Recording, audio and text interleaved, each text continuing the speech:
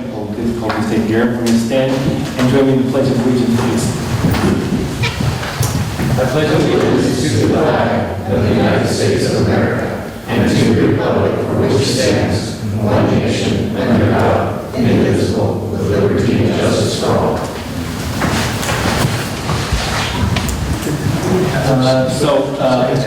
Councilor Stevens is not going to be able to make it. She has a personal matter she's dealing with, and I don't see Councilor Matthews are here. So we'll get started. The first thing on the agenda this evening is public comments. So this will be a time to come forth and make a comment about something that preferably is not on the agenda this time. So we have a list, but that doesn't limit the list. Anyone can come up. The first one is Crook. I don't get the first name. If you would like to come up and give your name, where you reside, and your comment, please. That's a speaker. How are you this evening? How are you? Are you coming with me, Steve? You're going to do this via tandem? Okay. Have 3 minutes and I'll tell you when you have Okay. My name is Albert Crook. I live on 251 North 14th Street. I've got a problem with, we've been parking in front of my house for probably 60 years, 40 years for myself and my father-in-law before that. And it's come to the, I guess, not city, but the fire department that there's not enough room for fire trucks on that road with 5 vehicles parked out in front of my house like they have been for, like I say, 60, 70 years. And I tried to get some help on getting the boundaries on the property, but I just couldn't get any from anybody. The water board, I went to talk to him about finding my property markers up here on the middle of Highland and North 14th Street, but he never returned my phone call. I explained to him what was going on about needing to find out where my property lines were. And they said they're putting up no parking signs on the 18th. So then we have to make our own parking on my own property. So I've kind of begun that just in case I have to actually do that. So it's just kind of a hardship on me and a burden on everybody to not to be able to just park in front of the house and come through the gate here in the house, as opposed to just park way down on the back of my property and then have to walk up through there approximately 100 feet or something like that. So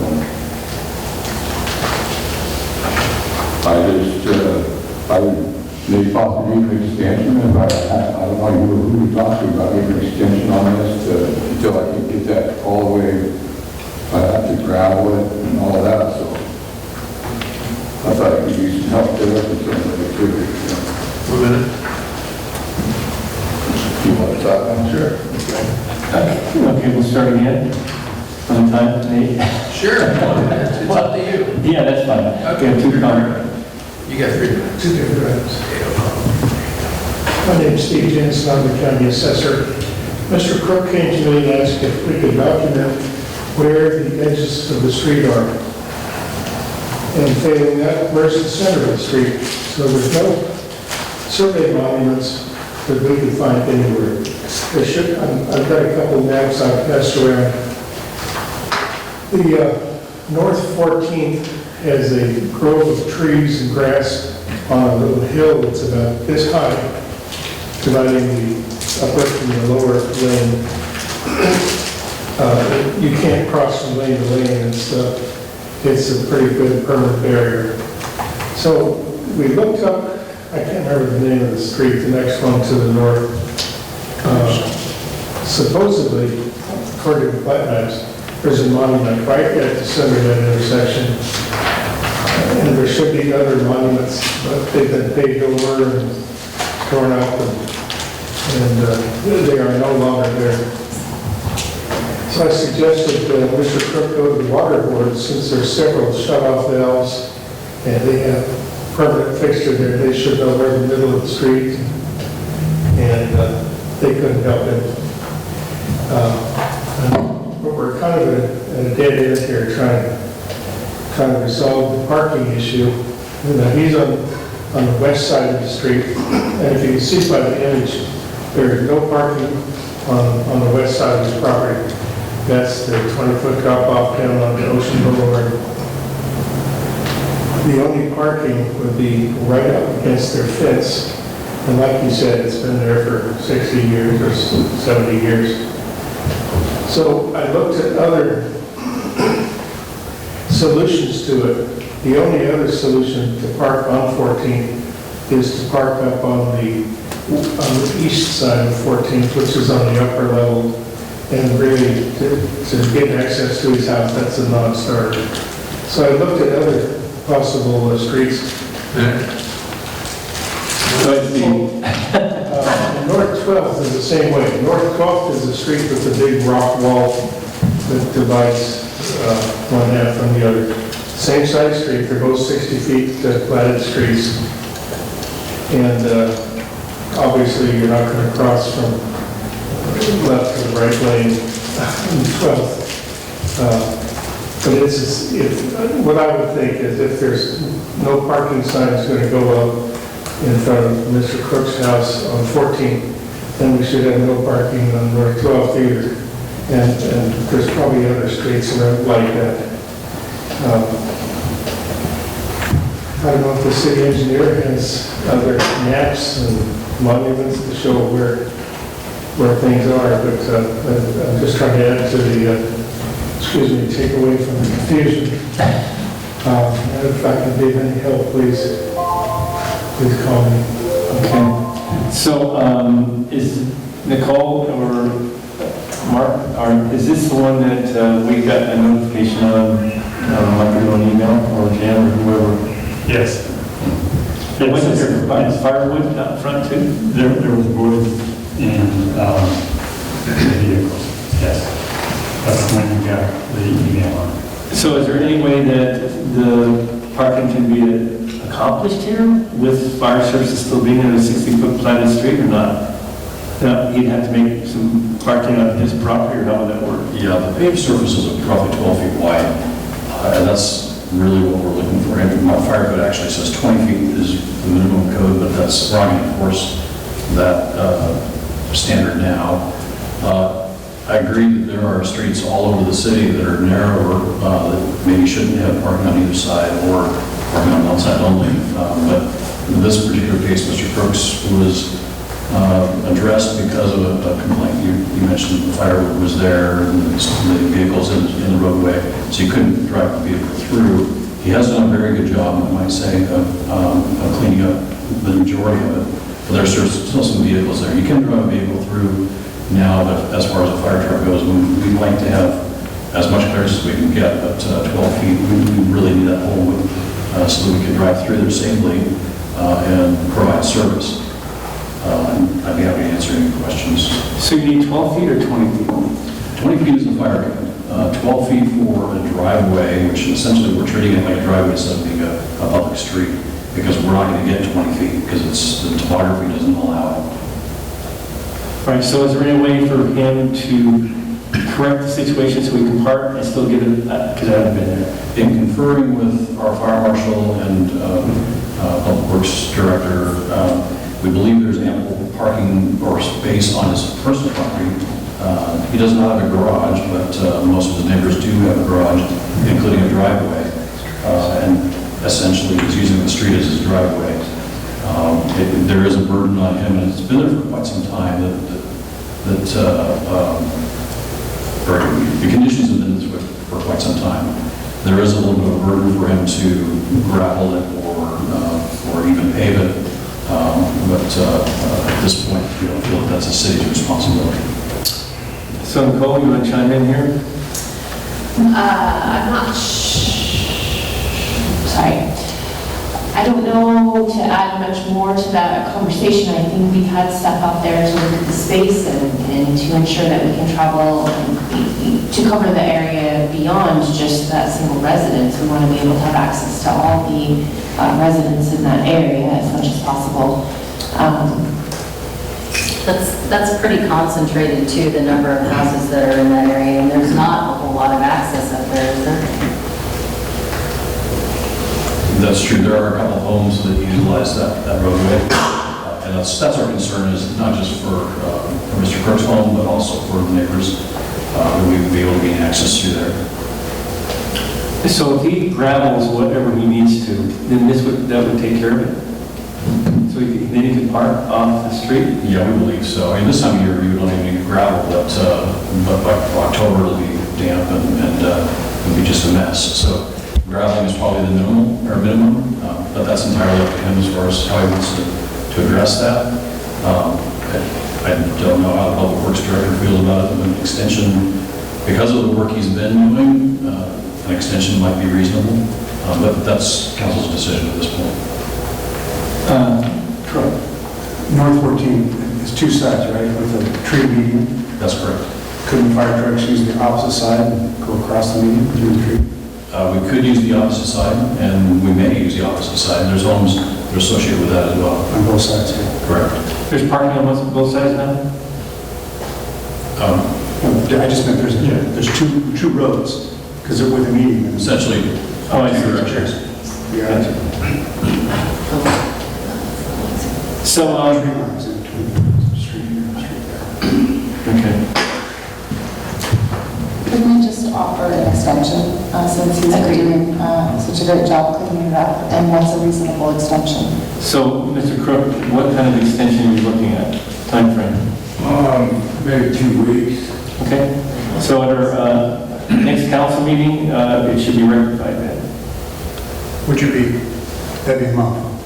But Would it be 2 weeks or a month? 2 weeks is what he said. Okay. So, I mean, why don't you work with Nicole, our city manager, on it, and he has for 2 weeks, if that's agreeable with everyone, and then we can go from there. Hopefully you'll get it squared away, so you know what needs to be done to take care of it, and then you'll be satisfied with being able to park in that area. Well, what about if company shows up, where are they gonna park? I wouldn't got enough spot for 2 vehicles that I can turn into a parking spot. You're probably going to have to park where you are parking now, which is going to be further away. With the sign up saying no parking? I don't know. No, he's saying they wouldn't be able to park where he's parking right now because those will have no parking So signs. you're parking in a no parking spot right now? It will be. Am I? Yes. There's no sign up yet. There's no sign. No sign yet, put it on 18. That's, I think, what the extension he's looking at. The parking sign, and no parking would go up on the 18th. He's talking about after those signs go up. Where is his company going to park? I think we can probably have some conversations with them. So what's the 8th? Okay, so are we talking about 14th or 18th here?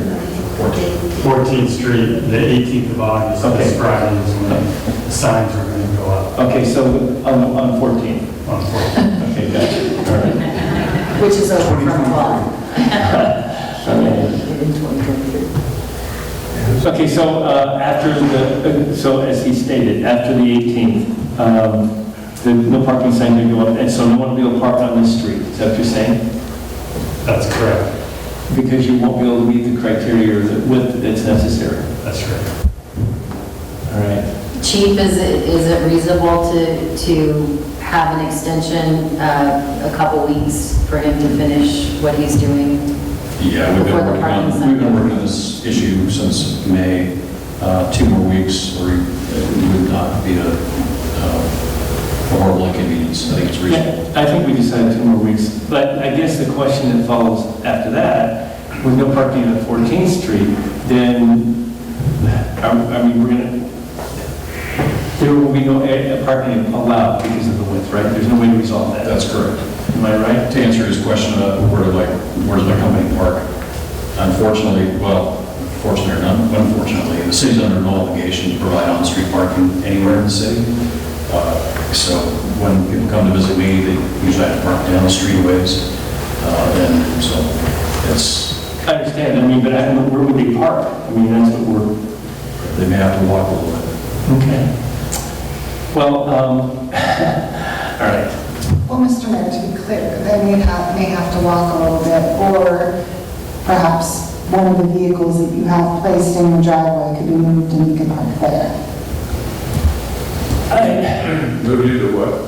just move to another location so company could come visit. Hardly part of history.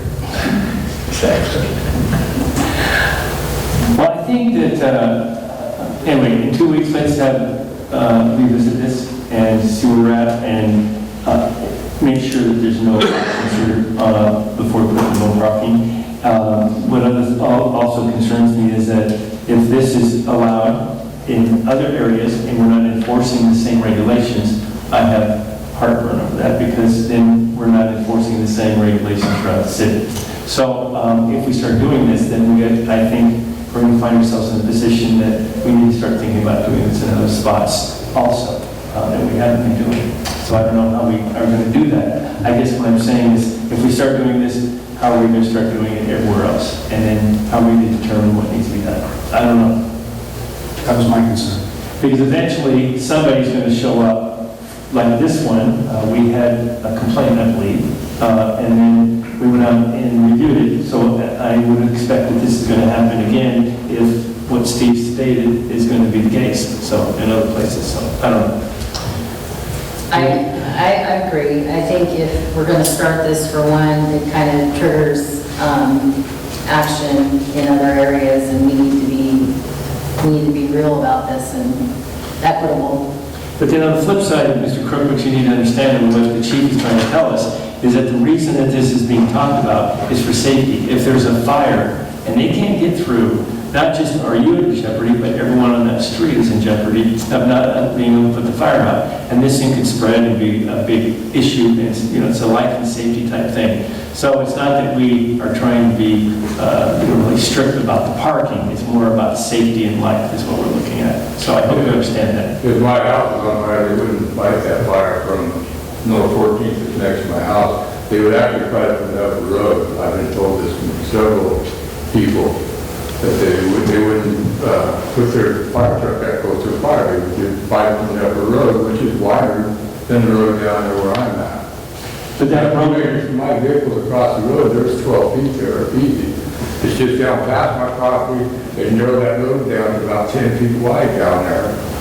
Half of my property is why it's so narrow down there. That's where they brought it from saying that's 10 feet wide. It never was built to accommodate the fire department. well, I don't know who you talked to that would say how they would fight the fire. I would think that I would still leave that decision to our fire chief and our fire department to determine that. I mean, if they want to go look at it and they want to make a determination, they could accomplish this in some other way, then that's fine. Yeah. But anyway, I had Landy, the guy in Landy used to be the chief of the fire.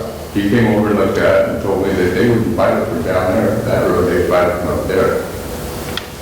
So, and, I don't want to tell you that we may try to make sure that all streets are accessible for Yeah. fire safety. If they came up from North 14th or 12th Street, came on up to my house, they would have seen all the violations there.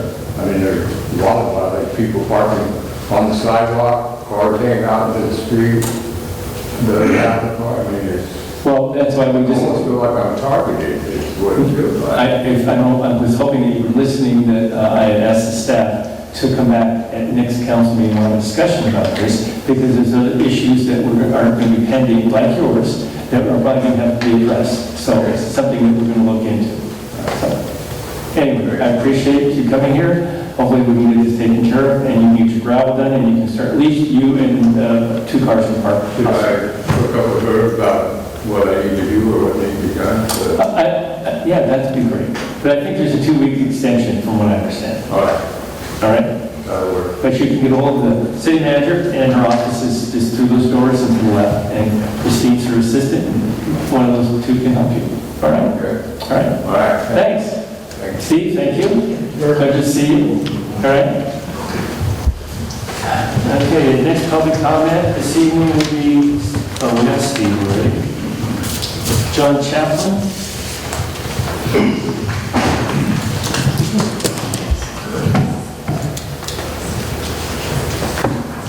My name is John Chaplin, and I'm a resident of Coos Bay since 1993. And I'm here to talk about the library, but I'm not here to talk about do any pros and cons. That's a lot of discussion.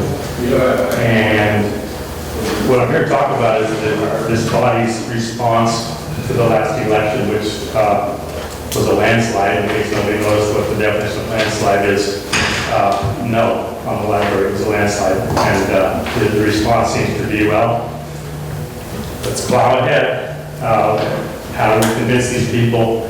And I don't know how we got here where we have a body of 7 people that don't represent, that not a single one of them seems to represent any of the values or thoughts of the majority of this community. I guess we were apathetic and, most of you got elected unopposed, I suppose, but we're not being heard.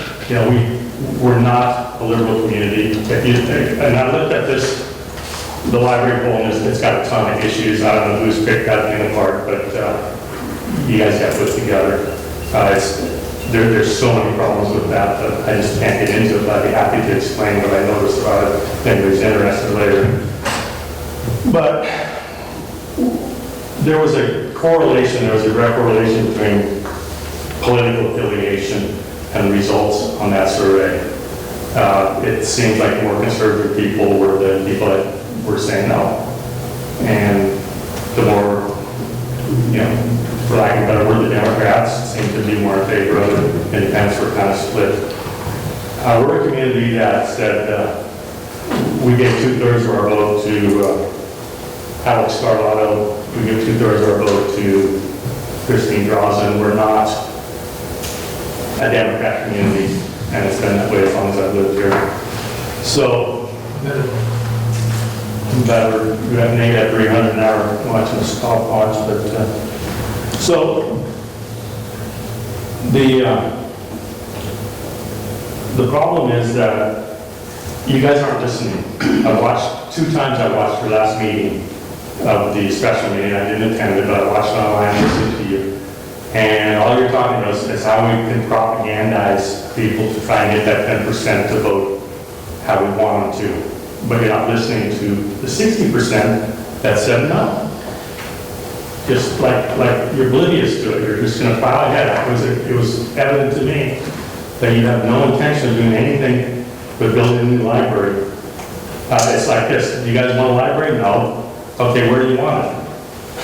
But we said we don't want it. Okay, which site is best? That's not how this should go. But that's how you guys are going about it. And I can tell you it's going to get trounced again. I can tell you that there's a general uprising in this community. Time's up. People like me that we're not going to be apathetic anymore. And we're going to get involved, and because we just had enough. Thank you. Thank you. So first of all, I can tell you that it's not political, and I don't know what survey you were reading that makes it sound like it is. And I don't expect a response because I don't agree with what your commentary was on that. As far as the last location, we got indications that the location was picked, and I favored that location, and that was one of the main criteria that was not chosen, besides cost. And so we are going to ask in May for an advisory vote. Okay, would you support it downtown or out in Ocean Boulevard? And Ocean Boulevard site was the most popular site to choose. So we're going to move forward in that decision. The dilemma with us is this: if a new library doesn't pass, which is very possible, we don't have a library. There won't be a library anymore. That's the bottom line. It's on its last leg, and I have trouble allowing that to not try to have a library somewhere in some fashion, because I think it's important to this community in multiple ways. To our kids, our schools, our citizens, it's used frequently and a lot. It's an important part. So I'm going to try to explain why I believe that should be the case, and people should vote for it. Now, as I said in my last meeting, if you're watching, even though I thought that site was the correct site that we chose, the voters spoke, and we are here to represent the voters. I hope if you were watching that, okay, and that's what we're doing. And I think we're still representing the voters. Just because the vote went down one time doesn't mean that a different approach and a different set of circumstances won't change people's minds. It happens all the time. Perfect example is the school. School bond passed. It didn't pass the first time. It didn't pass the second time. It did pass the third time. Am I correct? Yes, it did. So the point is that they had to change how they approach it, and that's what we're doing. We might not get the library built, and then the library will go away.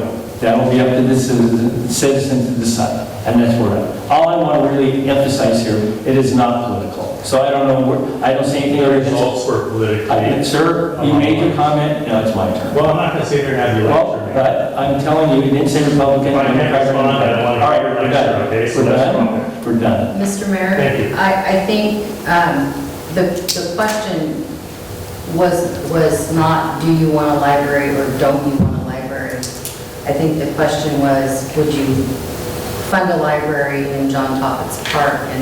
And that's why we're not plowing ahead against what the people wanted. They answered the question and we're not going that direction. Exactly. I just wanted to clarify that. Anyone else? I just wanted to clarify with the non-contest in the election. Stephanie Lucinda and I ran against 6 in 2020, and we ran against 8 in 2016.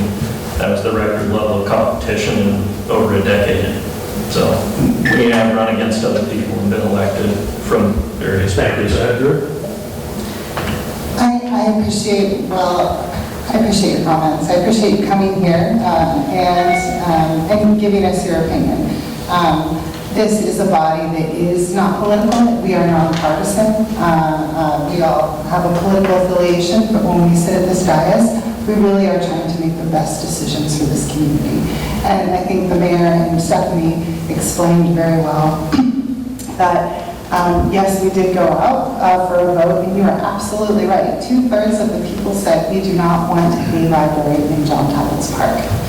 There is a big group of people, as the mayor has reported out, that have come to us and said it was your location. So we feel, based on what we're hearing from the citizens, that we are doing our due diligence to look at the two right locations. And that was the discussion that we had in discussing the advisory vote, and we'll see what happens. And you're absolutely right. The voters ultimately will decide if they want a library. But I think that is us doing our due diligence to respect the citizens of this community, to simply just not do it again when we got the information that there were people who were interested in a downtown location. We wouldn't be serving our citizens well. But I truly appreciate you bringing your comments to us. I know it's difficult to stand up at that podium, and so I thank you. By the way, that Ocean Boulevard site is not an empire. I made that comment during their last meeting several times. Neither was the old Ocean Boulevard land that he sold to Jason Grant in Empire. Okay, anyone else? Councilors, anyone with comments? All right, we'll move on. Next item is action items number A, consideration to award professional services agreement to Jacobs for the pre-design efforts for wastewater treatment plant 2 outfall. Jennifer. Thank you. So the city has a National Pollutant Discharge Elimination Permit for each treatment plant. I refer to that as an NPDES permit. The NPDES permit is a permit that's issued by the Department of Environmental Quality. It talks about our effluent limits, where we have to basically treat our wastewater to, talks about reporting requirements as well. The duration of the permit is 5 years. A new requirement in the current NPDES permit that was not included on previous permit cycles is to investigate each of the respective plant outfall pipes and diffusers. So both outfalls discharge to the bay. Plants 1 outfall and diffusers are located near the Coast Guard docks along Highway 101, just north of Coos Bay Village. The outfall was last upgraded in 2010. Plant 2 outfalls and diffusers are located about 800 feet west of the old Plant 2 site, which is located at the most western end of Fulton Avenue. I've included an exhibit of both outfall locations in your packet. Plant 2's outfall was constructed in 1975 and had an emergency repair performed on the diffusers in 2016. Your staff report says 2015, but I found documentation that corrected that. The city contracted with Ballard Marine to perform the dire investigation. Plant 2's outfall, Plant 1's outfall was in relatively good condition. There was one minor deficiency. And we're going to coordinate with Ballard Marine to fix that deficiency here in the next 6 months. But unfortunately, the investigation of Plant 2 did not yield the same results. Major deficiencies were identified throughout the entire length of the pipe that was visible, and the diffusers were missing. It's been determined the entire outfall must be replaced. Staff provided the investigation results for both outfalls to the Department of Environmental Quality. At this time, we haven't received a response, but we have confirmed that they have received investigations. Staff is estimating design and environmental approvals to range from 1.5 to 2 million, and that includes pre and final design. Staff advertised a request for qualifications for pre-design planning services for the outfall replacement project. One statement of qualifications was received from JACOBS. We would always like to receive more than one, but this type of work is very specialized, so we weren't surprised. Staff entered into negotiations with JACOBS for the pre-design contract. Attached is their scope of work for an amount of $742,596. Once pre-design is complete, it's anticipated the city will contract with JACOBS for final design. The long duration to obtain regulatory approvals long duration is really attributed to regulatory approvals. We also know that data collection and the pre-design efforts and just presenting those regulatory permit applications is going to go on as well. So once pre-design and regulatory approvals are complete, the city can commence with final design. Construction is anticipated 2026-2027. Construction costs for outfalls of similar size in other cities have come in at $3.5 to $4 million, and that's $2023. Staff's recommending entering into a contract with JACOBS to commence with pre-design efforts for the wastewater treatment plant 2 outfall replacement project and 15% contingency. This project was planned for in your FYE 2024 budget, and it's included in your Fund 29 capital improvement and firewall plan. Questions, council? Didn't we just do Plant 2 outfall not too long ago? 2016. 2016. I know. Still, I mean, for that, but we didn't expect a longer life than that? So that was an emergency repair, and it was to replace the diffusers. And the diffusers are missing for this recent investigation. Okay. So this will be more of a permanent fix, I presume? Absolutely. Lifespan? 20 years.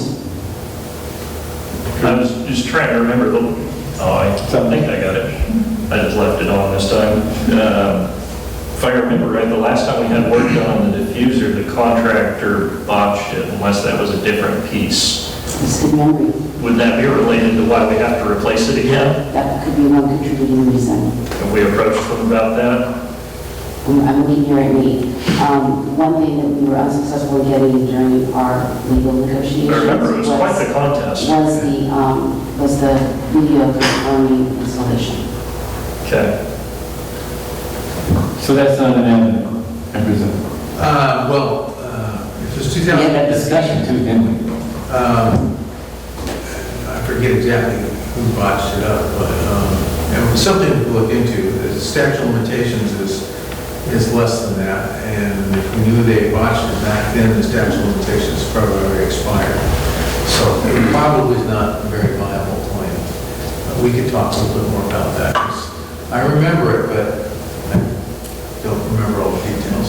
I only have to remember it happened. I don't have to remember the details. So we'll check into that, though?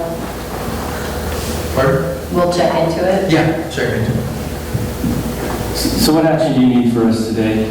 So, again, this is the council, award the contract for pre-design efforts for the wastewater treatment plant 2 outfall replacement project for an amount not to exceed $853,985, which includes a 15% contingency. And then the outfall from Plant 1 will be back, come back to us another time. Don't I understand? We believe that that's going to be done within our city manager's authority, signing authority.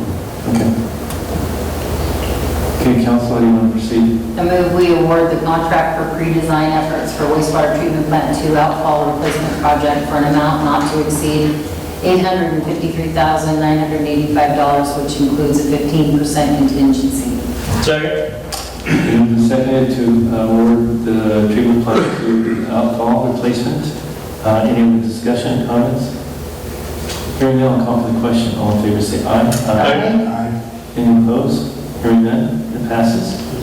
Next item on the agenda is consider, thank you, Jennifer. Next item is consider the adoption of the city's reviewed and revised emergency operations plan. Mark. Chief. Mayor and council, this is the agenda item you've been anxiously awaiting.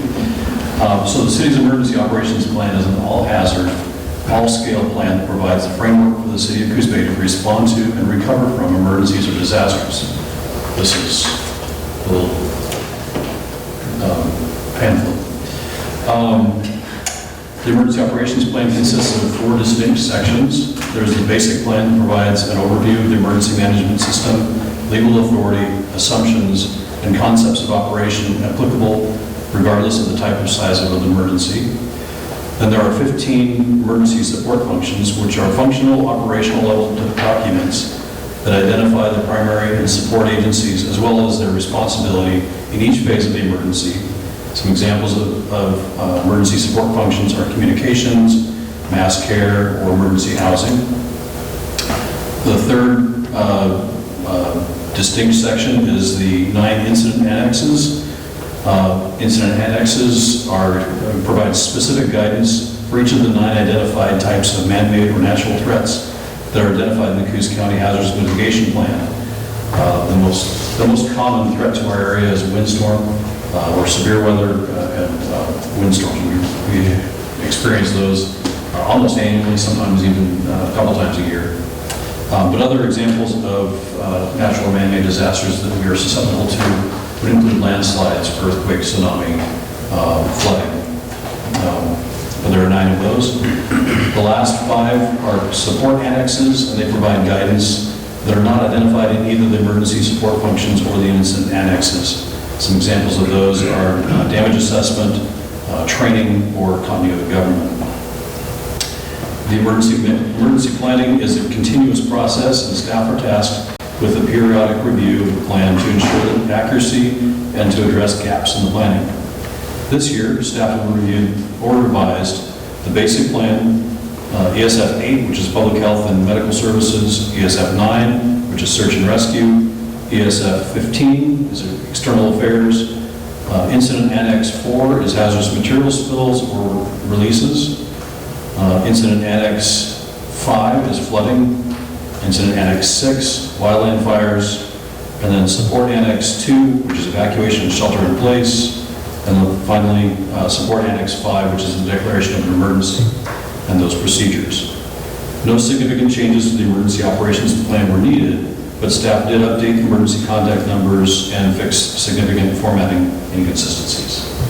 So, therefore, if it pleases the council, we ask that you approve the revisions of the City of Coos Bay's emergency operations plan. Any questions for the chief? Any questions for the chief? Mark, did you bring us more of the flyers with the ICS trainers on them? I was reading it, Tim. I thought maybe you ran out of colors. I'm going to save it for the work session. Excellent. So how often is this updated, our chief? So annually, every year we look at roughly a third of the document or the plan. And then, so it gets, everything gets looked at every 3 years. Very, very good. Other comments? Okay, council, how would you proceed? I move that we approve the revisions to the City of Coos Bay Emergency Operations Plan. Second? Been moved and seconded to approve the City of Coos Bay Emergency Operations Plan. Any other discussion? Hearing none, I'll call for the question. All in favor, say aye. Aye. Aye. Any opposed? Hearing none, passes. City manager's report. Thank you. So the first thing that I was just gonna just remind you, there is a flyer on your desks for an event that's happening at the airport, which you've been invited to. It is for, I'm playing this wrong. Aircraft rescue and firefighting station. Yes. So Thursday, I believe it starts at 4. Again, you should have already had some invites for that. Also on Thursday's a busy day, LLC is holding a legislative update based on their last session. I do believe Councilor Farmer is going to attend. I'll also be there, so we'll be bringing back whatever we get there. It's just part of their small cities regional meetings that they do on a quarterly basis. They're just incorporating this legislative update. I also wanted to share that OBAB group had a successful cleanup campaign down at the boardwalk this last Saturday. I think there was 36 or 38, roughly, individuals who showed up to help. 12-ish bags of garbage. They did some painting. The tub that's in the one section, they painted the railing, which was in pretty poor shape, peeling off in lots of places. We did some staining of the benches there. Had a bunch of kids helping with pounding the nails in on the boardwalk. It was a really great show up. So kudos to that group for pulling that together. And then I had an opportunity to attend the county commissioners meeting today. You will probably remember that we've been working, I should say Chief Chapman has been working with Sheriff Urbizio to come up with a memorandum of understanding to help facilitate the transfer of North Bend's 911 tax dollars to the city of Coos Bay. Those are distributed by the state, and unfortunately the state is a little slow in getting those transferred over, and then they also require an agreement between both agencies. So we've been working on that for quite a bit of time. We were able to get to an agreement, and so they spoke about that at today's meeting, and that's been approved. So we do expect those dollars to start coming over, and with that agreement, we'll be able to reach out to the state and hopefully get that revised so that those are coming directly to us. And then the last thing I was going to share is we had plans to go out to do some road work in Eastside. We opened that bid today. Our initial estimate for those road reconstructions were $400,000 was our estimate, and the bid came in at $432. So we're pretty happy that it's that close, especially in the conditions we've been getting bids under. They've usually been a little bit higher. So essentially, we're going to be doing some work on E Street, 3rd Avenue, and 1st Avenue. So that's what I have for today. All right. Council comments. So were we going to look at the ballot thing? Oh, sorry, I guess I should have explained that was the other thing that they talked about today, and that was just informational to you. Ballot measure 110 has kind of been a topic of conversation. I think Jackson County may have also done a similar resolution that they intend to send to the state legislature. They spoke about that today, and there was support amongst the commissioners to also submit their resolution to the state. So, for clarification, this is adopted by Coos County, and also I think Jackson County adopted one, but they're just resolutions that we submit to the state. It's still up to the state legislature, I believe, or a referendum has to be acquired with signatures. Is that correct? Yes, generally, these are either handled, through this activity if the state picks that up. Otherwise, an individual can start a referendum process, which requires a certain number of signatures in order for it to move forward and get placed on the ballot. And this is to repeal Measure 110. Yes. Correct. I mean, I agree, 110 from all law enforcement has seemed not to be what it was expected to be, more of a problem, causes of issues, and in many ways. But with all of that being said, did they mention today at the commissioners meeting, was there avenue, did they feel that they could get there, or has there been some interaction or something? There wasn't any discussion about any of them having spoken to anyone at the state. Jackson County actually, I think, reached out to Coos County commissioners indicating they were going to start this process, and there was interest on Coos County's side to do the same. So that's this unanimously? Yes. And for people who may not have heard what 110 is, this is the Drug Addiction Treatment and Recovery Act. Correct.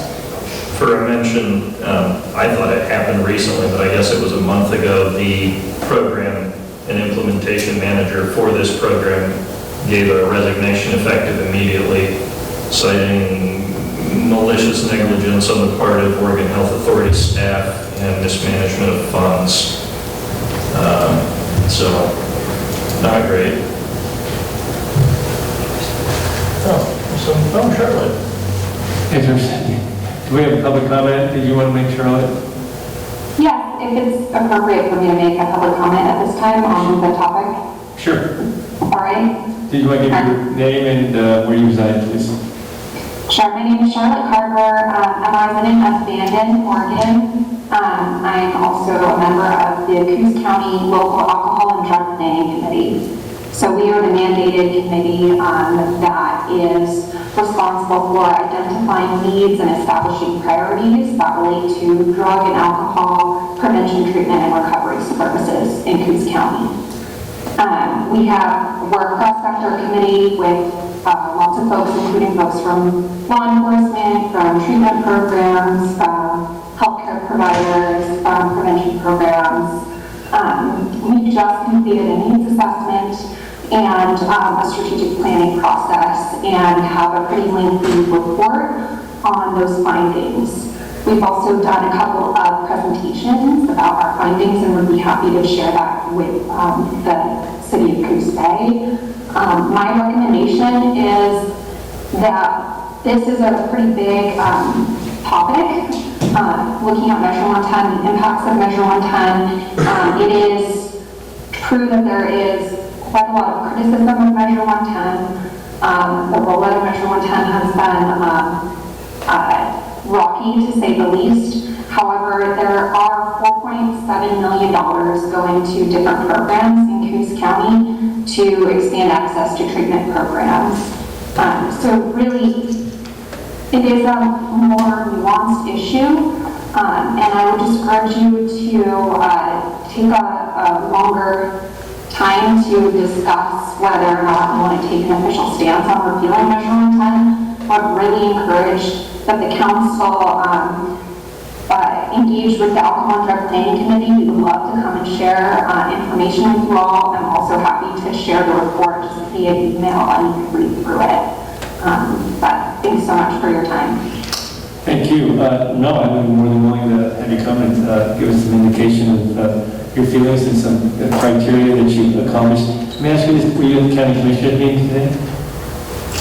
I try to attend those meetings whenever there's a topic on the agenda that's relating to alcohol and drug issues. This was a late agenda item, so it wasn't on the agenda, and I didn't get to participate in today's meeting. We have presented to the commissioners, and I was a bit disappointed to see this resolution without being able to provide input. I understand the criticism of Measure 110, and I think that even a letter like this or a resolution like this could pass with some caveats, like you can take a stance against the decriminalization portion of Measure 110, but support the expansion of services to address treatment programs, because Measure 110 is both of those things. Okay, thank you. Anyone else want to speak to this item since I've opened up the public discussion on it? No?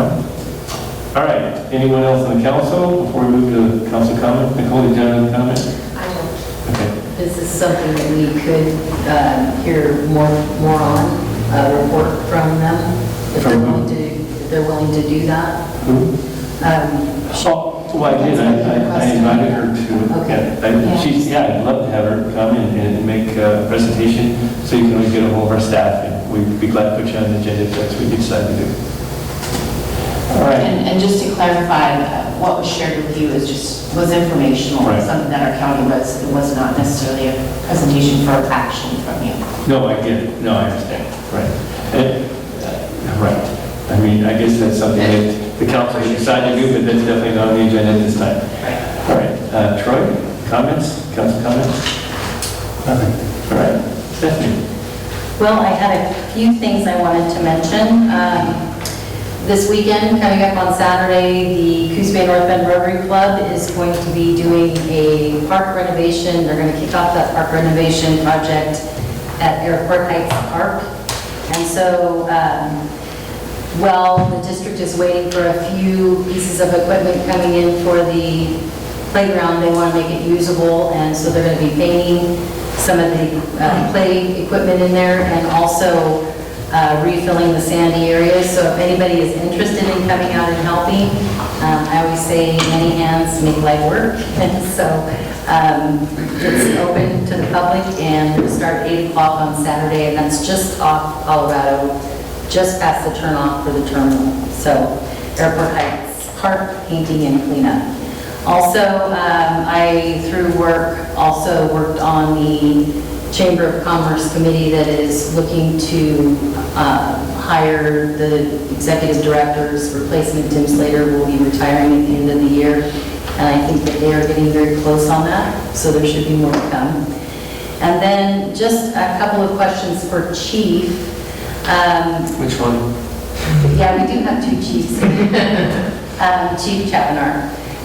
Regarding motorhomes and camping, I just want to make sure that we are enforcing the residential portion of that rule equitably throughout the city. I'm noticing a lot more motorhome homes parking in some of those areas.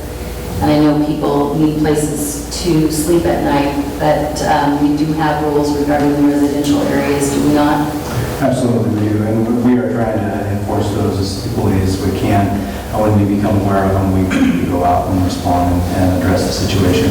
You know, it is summertime, we see an increase in motorhomes and people traveling in and out of the area, and sometimes it's honest mistakes. People don't realize the camping ordinance that we have. So we deal with that. We hand out pamphlets and we try to educate them on where they can and cannot camp. And then we have some that they know the rules, but they decide to try to see how much they can get away with, and we deal with those as well. And so it's a constant effort. Generally, our community resource officer is doing that, but all of our officers are doing it, and I will say our admin is doing it as well. So thank you. All right. So, Chief, for the residential individuals that this is happening, the best thing they can do is call and inform the police department that this is going on, right? Please do. You know, we most of the time have 3 to 4 officers on, and we're handling, you know, a fair amount of calls as well. And so sometimes we don't get to all the neighborhoods and we don't realize what's going on, so please report it. And so not specifically call 911, it'd be better call 541-269, right? 8911? 269, yeah, 8911, Right. the non-emergency number, please. Please don't call 911 unless it is an emergency. Correct. Okay, Stephanie? That's really all I had. I appreciate that. All right. I know it's a lot of effort. It is. Is that it? I just wanted to thank the OGAT group for your cleanup. Really appreciate that and all of your work in doing so. I also had a question for our city manager. I know that the city is working on a grant with Travel Oregon for improvements on the boardwalk, and I think that deadline is August 29th, and I just wanted to make sure that we are on point to meet that deadline. So that is a great question, and actually the deadline's the 18th, and we looked at that, finishing up some final things today. We expect to send that off tomorrow. Good. Can I get a copy of that? Yes. Thank you. Okay. And then I wanted to thank Christine for all of her efforts for our send-off. Our previous city manager, you did such a lovely job putting that together, and the fact that we were able to surprise him, I thought was really quite remarkable. So thank you to you and thank you to Nicole for all of your efforts. That's all I have. Right. Drew? Quick update on some of the mental health stuff I'm working on. I'm unfortunately going to miss the legislative update. I have to be in Sisters because some stuff I've been working on worked better than I thought. So I've talked a couple times before about folks being injured due to the state hospital not taking patients that are at its appropriate level of care. Within the last month, there have been 2 stabbings in mental health facilities in Portland, 1 fatal shooting, 1 non-fatal shooting. And Sunday, we had a sheriff deputy hit by a car by an individual described as being in psychosis. Meeting recently with the Oregon State Hospital, they indicated that they wouldn't be taking any further referrals unless they had already committed a person-to-person crime, so lower-level crimes. They're not even going to send them to the state hospital now to see if they can stand trial. They're not taking anybody before they've committed a crime. And The Oregon Health Authority is now on its third director in less than a year. The second one lasted 3 weeks. Things have gotten bad enough that our local mental health is considering buying body armor now for some of its crews. So, towards all that's end, working on, I've got a meeting with City County Insurance and the League of Oregon Cities directors to talk about finding a way to push forward a state-created danger claim against the Oregon State Hospital. It's injuring city personnel, it's injuring staff at hospitals, and their inability to take on levels of cases that aren't appropriate locally are injuring people, or in at least one case recently killing them. So tomorrow morning at 9 o'clock, I've got a meeting with the district attorney and the county sheriff, and then Thursday and Friday I have meetings with City County Insurance and the League of Oregon Cities to work on that. That's my fun stuff. Well, Drew, I really appreciate your efforts and work on this. It's an issue that we're dealing with and the state's dealing with, and I don't know how it's going to be resolved. I hope that we find a way to get there, because it's not getting better, it's getting worse, and it's a problem for everybody. So thank you. I also want to take the time for Roger Sendoff, Christine, Nicole, and also Lucinda, and the Mill Casino. Thank you for all doing that. I think it was successful, what the accomplishment was, so good job. I also want to ask Jim, where are we at on the 3rd and Central parking lot? I mean, it looks like they moved forward quite quickly, and now it's like, is it just stalled, or is it, maybe I've been missing that too? Well, I think, unless Jennifer has more to add, they're just working at their schedule. And So we're on time? yes. Okay. The big question now, for one of you, is Front Street. Are we going to get started on that sometime this year? I know we can't finish it, but... Yes, we'll be starting issuing the notice to proceed here shortly. For the cleanup, right? Because that's kind of critical to get it done before it rains in October. That's correct. All right, thank you. So I attended the Oregon Oregon Counties Managers Association, OCMA, meeting in Hood River. It was enlightening in many ways to interact with the other mayors and see what's going on in their areas. It was at Hood River. It's very unique what they have going on for a small town. They've done very well. If you like to get out there on the river and kiteboard or windsurf or whatever it may be, there's hundreds out there. I think they need an officer out there directing traffic. But anyway, it's quite interesting. They have 4 urban agencies. There are 2 that they've reached success with. They're expanding. One started at 11.8 million 15 years ago, and well, I guess they completed it in 12 years. It's at 94 million now. So pretty good, successful. Anyway, it's interesting. Councilman also came back and had a meeting with, thank you, Nicole Chelsea, our planner, and also Jill Rolfe, and made some contacts on our urban growth boundary. It seems to be a passion of mine that we're keep moving forward with and having more difficulties, but we're going to prevail. I'm positive. So we'll keep moving down that road. We've got a good plan, and we're going to move forward on it. So anyway, I enjoyed that conference, and look forward to LOC if you guys can make it. It's, educational, always new information coming up there. That's when we have the streetlight program that we saved $100,000 and some on, that Phil Marler had gotten involved in and interested with Carmen, and that's how that came about. But there's always something out there, and we've done some other things on it too. One thing they did bring up, and I have it in my notes somewhere, urban renewal for housing, we talked about, which is unique, and how they can institute that. And so we have, the governor, there's House Bill 2011 is new with housing, and so that was an interesting take on doing urban renewal to create housing. So anyway, something to think about. I don't know if you can maybe help in a new development in that way somehow, but a possibility. All right, any other comments from anyone? And any public comments?